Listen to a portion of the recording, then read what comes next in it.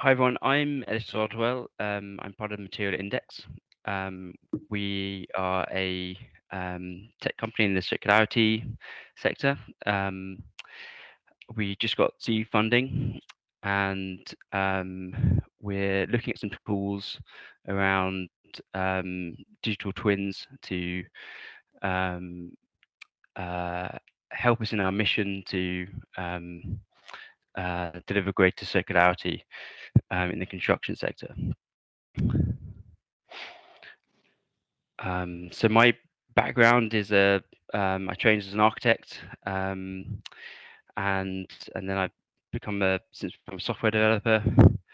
We're quite a technical team, so we're all fairly familiar with BIM and software modeling tools, but none of us are experts in this. So construction is the UK's most wasteful industry, generates 50% of landfill.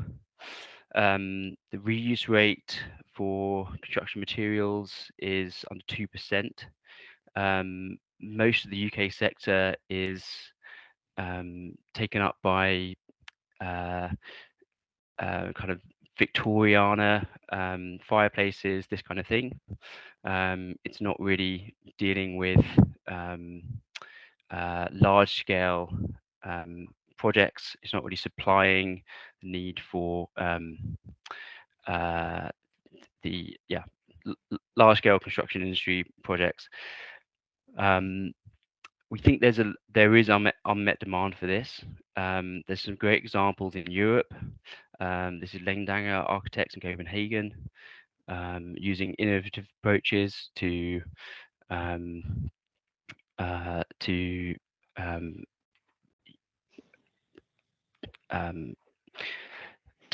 reuse materials at scale. So the current process flow for reclaim is largely undigitized. Most waste from demolition goes into landfill. A small percentage of that will go into salvage yards, sits there for a long time, eventually is reused.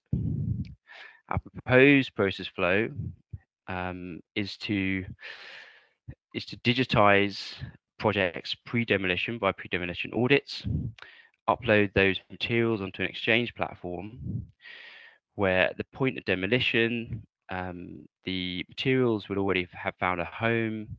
They can then spend a lot less time in a salvage yard, reducing the cost, and far more materials can be reused, less materials go to waste, etc. Essentially, we're turning waste material into assets.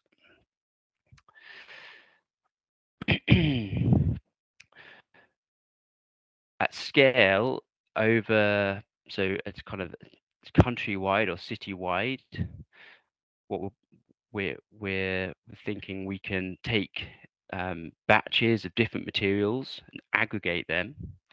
So like in that Lengdanger project in Copenhagen, we can take materials from different projects, aggregate them together, and match the demand provided by architects, for example, by their specification documents, and then within the platform we can match that demand, and as well as providing those materials, we can generate material passports. So our initial concept was that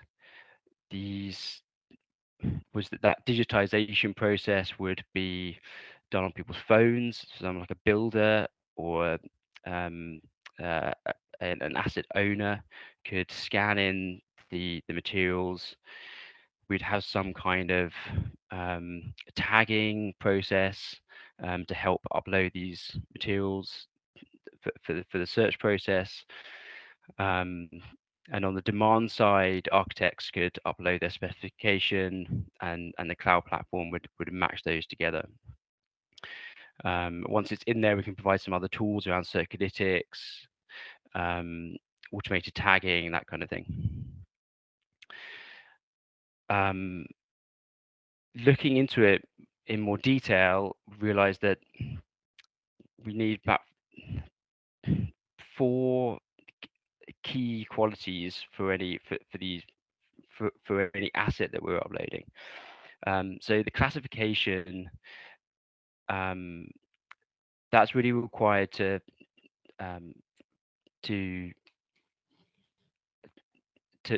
help people looking for those materials. So there's various classes from the BIM IFC entities that will match with MBS uniclass SKUs, and some level that might have to go down to product IDs. We may also need some text description going in there. With in terms of dimensions, this can also get complicated once you start thinking about pairs and sets and that kind of thing. Those that have to be standardized. We'll need some kind of photographic evidence, as these things aren't new. So we need some kind of evidence to show the condition that the things are in. And we potentially need some kind of location information, although the accuracy of that will depend on the projects involved. So our first approach is that we've analysed is to say, let's do a manual BIM survey and add photos to that. The main advantage with this is that we can be flexible in terms of how much accuracy we need to add into the model. But high technical skills are required, and it's potentially hard to scale up that process given the skills required and the technology required. Second approach we looked at was LiDAR survey.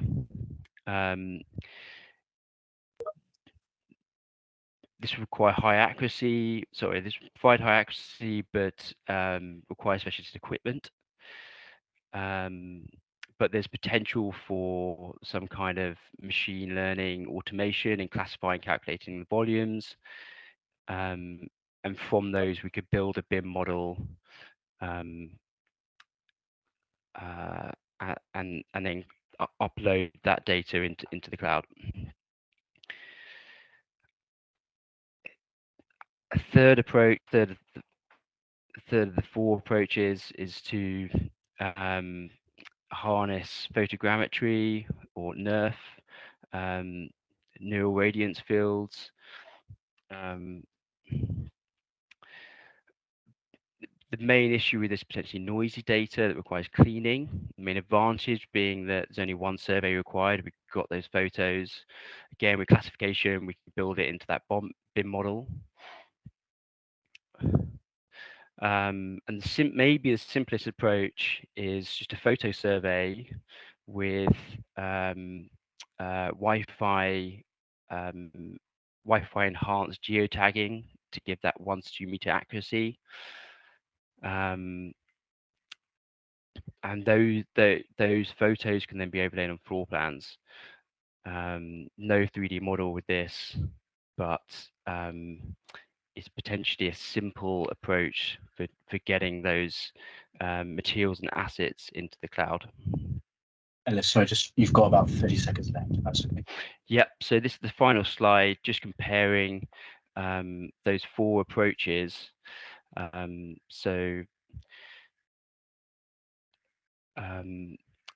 their x-axis isn't necessarily on a time. We think so. I'm not saying one would be quicker or longer than the other, but all of them have multiple stages and advantages and disadvantages. There's clearly a lot of work to do into the classification and it's an ML machine learning elements of that. We're hoping that can unlock some of these approaches in order to help us scale up and get more materials into the cloud and onto the Exchange platform where they can be reused. Thank you.